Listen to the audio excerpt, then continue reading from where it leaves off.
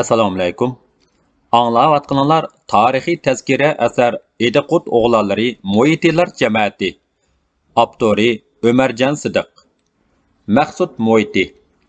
Mashhur ma'rifatparvar zot, millatparvar inqilobchi, taraqqiyparvar ziyoli Maqsud Mo'yiti Muhit hojining ikkinchi o'g'li bo'lib, 1885-yili Turpan Ostonining Xo'jamaldi mahallasida dunyoga kelgan. Balaliq mezgillarida Ostonadagi diniy maktab, madraslarda o'qigan. Keyingi vaqtlarda aksi Musul Mo'yiti bilan birga savdogarchilik ishi bilan Urumchi, Ko'chaklarga va Rossiyaning Shamay, Qozon, Moskva qatorliq shaharlarigacha berib, bir tarafdan tijorat qilsa, yana bir tarafdan sayli sayohat, turmush o'rganish bilan mashg'ul bo'lgan. Mushu jarayonda bu joylardagi bir qism olimlar yuqori darajalik ziyolilar bilan uchrashish fursatiga erishib, ideyasida zo'r burilish yozgan. Aksi Musulbayning ko'zi ko'prak paranglarning sarxil mollariga, tijorat dasturlariga tushsa, kichkidan zirak, zehni ochiq, ichi kuchlik, g'ururliq, yengillikparvar bo'lib cho'ng bo'lgan Maqsud Bayning ko'zi bu shaharlardagi maktablarga, xalqning yuqori madaniyat safosiga, fan texnika yengilliklariga tushgan. U bu yerdagi yengilliklar bilan yurtidagi qaloqlikni, jaholatni silishtirib ko'rib, qattiq iztirobga tushgan va xalqini qorong'ulikdan qutqizishga bel bog'lagan. Maqsud Mo'yiti 1910-yillari birinchi qitim Rossiyaga chiqqanda Qozon tatarlarining madaniyatining Şinjandagi Uyg'urlarning madaniyatidan nihoyatda cho'ng farq qiladiganligini ko'rib, tatar ziyolilar bilan uchrashib, bu haqda paranglashgan. Bu yerda shuni aytib o'tish zarurki, tatar xalqi tarixiy uzun, madaniyatlik turkiy xalqlarning biri bo'lish sifati bilan Şinjanning iqtisod va madaniy ma'rif ishlarining taraqqiyotida intayin muhim rol o'ynagan. Tatarlar Osiyo bilan Yevropa tutishadigan joylarda yashag'achqa, boshqa xalqlarga qaraganda madaniyat jihatda burunroq taraqqiy qilgan. 19-asrning oxirlarida hozirgi zamon millatlari qatoriga kirgan. Ularning Uyg'ur va Qozoq, Qirg'iz, O'zbek qatorliq millatlar bilan tarixiy qondoshligi, til o'rtoqligi, territoriya tutashligi, diniy e'tiqod birligi qatorliq taraflarda quyuq munosabati bor bo'lg'achqa, tarixdan buyon aralashib, madaniyat almashtirib, o'zaro hamkorlashib kelgan. Maqsud Mo'yiti dal yuqorqidek yaqinlikdan foydalanib, tatar ziyolilariga xalqimizning nodonlik, nomrodliklarini so'zlab berib, qanday qilganda xalqimizni, millatimizni madaniyatlik qilg'ili bo'ldiganligi haqida fikr olgan. Tatar ziyolilari eng muhim masala maktab ichib, xalqni aqartish deb taklif bergan. Maqsud Mo'yiti Şinjanga qaytib kelib, Şinjandagi ilg'or fikrlik ziyolilar bilanmi bu haqda fikr almashtirgan. Ayni yillarda qorong'u zulmat qoplagan Şinjang zaminida mutaassib diniy maktablardan boshqa milliy madaniyat, milliy ma'rifimizdan so'z echish aslo mumkin emas edi.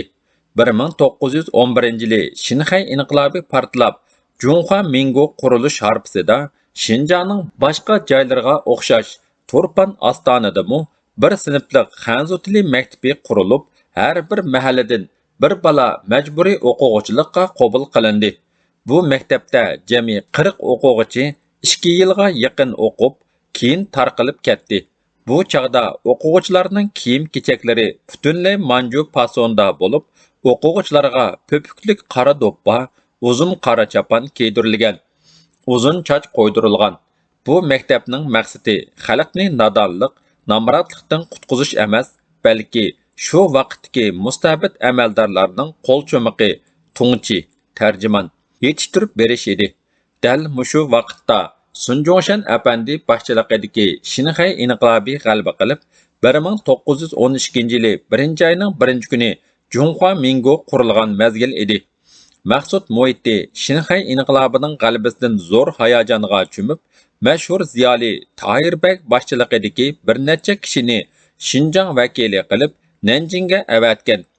Bu yerda Ediqut zaminida ma'rifat yalqonini yanama ulg'aytgan Maqsud Mo'yitining yaqin do'sti, maslakdoshi, ma'rifatparvar ziyoli, jamoat arbobi, İnqilabçı Tayirbekni tunuşturib o'tishni loyiq topdim.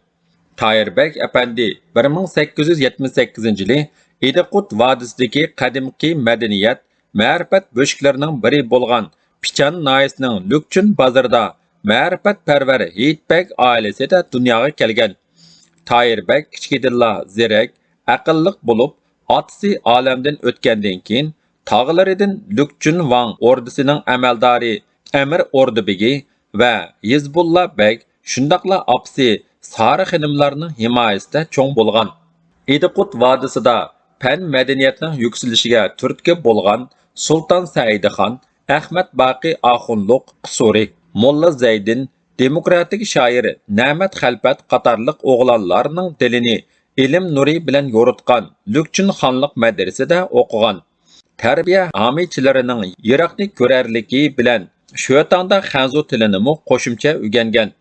Tayirbek apandi yoshlik chog'larini Lukchunda ilm tahsil qilish bilan o'tkazgandan keyin nazar doirasini kengaytirish maqsadida va oilasining dalolati bilan savdo bilan shug'ullangan.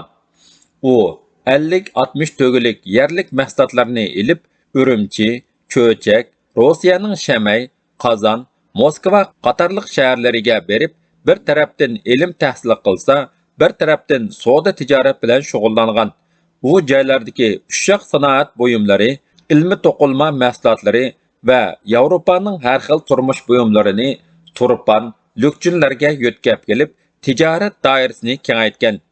Shu vaqtlarda Tayirbek apandining savdo tijorati xili ro'naq tepibla qolmay, sanoatlashish ideyasimi turg'izilgan bo'lib, u Rossiyadan uskunlari xili ilg'or bo'lgan paxta pishiqlab ishlash zavodini kirgizib, ishga kirishtirgan. Tayirbek apandi tijorat bilan shug'ullanish, ilm tahsil qilish, ijtimoiy faoliyatlarga qatnashish jarayonida nurg'un ziyolilar bilan do'stlashgan, ideya almashtirgan. Shularning biri dal maqsud muhiti edi. Tayirbek apandi shu chog'larda arab, faris, rus, xanzu tillari va Shinjongdagi boshqa oz sonliq millatlarning tillarini puxta egillagan va to'shqan bilimi, ijtimoiy talanti bilan tezla ko'zga ko'ringan jamoat arbobiga aylangan. Tayirbek apandining favqulodda talanti tezla yiroq yaqinga taralgan va uzun o'tmay Shinjong o'lkalik hukumatining a'zosi, Shinjong o'lkalik millatlar komitetining raisi bo'lgan. Tayirbek apandining bu chog'lari Jungoning favqulodda bir mezgiliga to'g'ri kelgan, ya'ni elimizga necha ming yil hukmronlik qilgan chirik feodallik hokimiyat Sunjongshan apandi rahbarlik qilgan demokratik inqilobning ta'sirida ag'durilgan. Jungoda jumhuriyat qurish, Zongtong saylimi o'tkazish boshlangan. Buning bilan Tayirbek apandi Shinjong o'lkalik hukumatining to'liq huquqliq vakili, Zongtong saylimiga qatnashadigan Shinjong vakillar o'mikining boshlig'i bo'lib, maqsud muhiti qatorliq maslakdoshlarining nurg'un arzu armonlarini ilib Nanjingga borgan. Zongtong saylimi jarayonida yangi demokratik inqilobning peshvosi Sunjongshan apandining qabul qilishiga muyassar bo'lgan. Tayirbek apandi Sunjongshan bilan ko'rishganda Shinjongda milliy ma'rifni yo'lga qo'yish, xalqni, oz sonliq millatlarni nodonlik, xurofotlikdan qutqizish, yangidan qurilgan jumhuriyat hukumati Shinjongning madaniyat, ma'rif ishlarini qo'llash qatorliq masalalarga oid talablarini o'ttirg'a qo'ygan. Sunjongshan apandi boshchiligidagi Nanjing hukumati Tayirbekning markaziy hukumatga qo'ygan talablarini tezlikda hal qilish to'g'risida va'da bergan. Biroq yangi qurilgan jumhuriyat hukumatining armonga tushliq darmoni bo'lmaganligi, feodal Jahongir kuchlarining besimi ostida ularning talabi shu piti qolgan. Shinxay inqilobidan kutgan arzu umidlari yo'qqa chiqqandan keyin maqsud muhiti va uning zamonasidagi vatan, millatni qizg'in so'ydigan taraqqiyparvar zotlar, xurofotlikqa, nodonlikqa qarshi turg'uchi ma'rifatparvar ziyolilar o'z kuchiga tayinib maktab ochib, yangilik, ilm irfonga yurish qilishga bel bog'lagan. Ayni vaqtda maktab ochish imkoniyati bor bo'lsa-mu, shu maktabda o'qituvchilik qilgudek biror kishini topmoq tez edi. Shunga chet eldan o'qituvchi taklif qilishga to'g'ri keladi. Mushundaq sharoitda maqsud muhiti Rossiyaga berib Qozonliq ilg'or tatar ziyoli Haydar Apandi Sayronini Turpanға o'qituvchilikqa taklif qiladi. Maqsud Mo'ytining ulug'vor shijoatidan ta'sirlangan Haydar Apandi uzun yo'llarni besib Turpanға keladi. Shundaq qilib Maqsud Mo'yti 1913-yili o'z qorosining sal yuqorisidagi aksi Musulbayning hovlisida tunji yangicha maktabni ochadi. Keyincha Maqsudiya maktabi deb atalgan bu maktab Sharqiy Shinjang tarixidagi Uyg'ur tilida dars o'tiladigan tunji fanniy maktab bo'lib qoladi. Bu dal Yang Zingshinning hukmronlik taxtiga chiqqaniga 1 yil bo'lgan mudish, istibdod, qarong'u davr edi. Turpanning shundaqla Shinjangning dastlabki yangi ma'rif ishlariga butkul yurak qinini va hayotini taqdim qilgan ma'rifatparvar ziyoli, e'tiqodliq ma'rifchi Haydar Apandi Sayroni 1886-yili Rossiyadagi Tataristonning Ufa shahrida Sayronilarning 6-avlodi Tatar ziyoli Minhajiddin oilasida dunyoga kelgan. U o'qish yoshiga yetganda Ufa shahridagi boshlang'ich va o'rta maktablarni bitirgandan keyin Ufadan Qozonga o'qishga berib, Qozon universitetiga o'qishga kirgan. Ayni chog'da Ufada faqat madrasalar bo'lib, fanniy oliy bilim yurtlari Qozonga joylashgan edi. U 1905-yili Qozon universitetini bitirgandan keyin shu maktabda xizmat qilgan. 1907-1907-yillardagi Rossiya inqilobi uningga cho'ng ta'sir ko'rsatgan. Bu jarayonda Qozonda o'tkazilib turadigan turlik adabiyot san'at faoliyatlarida u Tatar xalqining ulug' shoiri Abdulla To'qay bilan tanishgan. Ular Abdulla To'qay ishlagan Al-Isloh, Yashin, Chaqmoq, Yalt-Yult jurnallaridagi maqolalar ustida mulohazlar ilib borgan.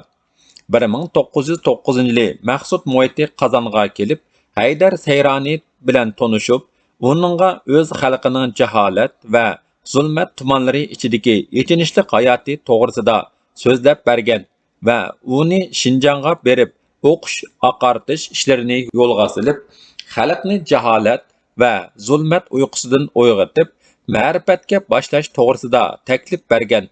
Maqsud Mo'ytining chin yurakdan aytilgan samimiy so'zlari Haydar Sayroniga qattiq ta'sir qilg'achqa, u xalqni jaholat va zulmat tumanlaridan qutqizishdan iborat bu ulug'vor g'oya uchun kurash qilishga bel bog'lagan. Haydar Sayroni Urumchiga kelgandan keyin bir qancha ma'rifatparvar kishilar bilan tanishgan va bir mezgil Urumchida turib qolgan. Bu chog'da Urumchida diniy maktablar bo'lsa-mu, bu maktablarning o'qish talabi Qur'on asos qilingan xat tonish edi. Shaharda milliy tildagi birarmu yangicha maktab yo'q edi.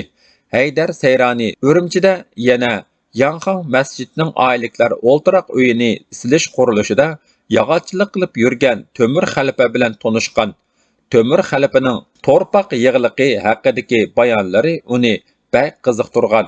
Bularni anglagandan keyin u Temur xalifaga 1905-yili Rossiyaning Peterburg shahrida yuz bergan qonliq yakshanba voqeasini tafsiliy so'zlab bergan. Shunday qilib, ular o'z sarguzashtlarini so'zlashib, yaqin do'stlardan bo'lib qolgan. Urumchidagi ma'rifatparvar Haydar Sayronini Urumchida turib qilishga da'vat qilgan.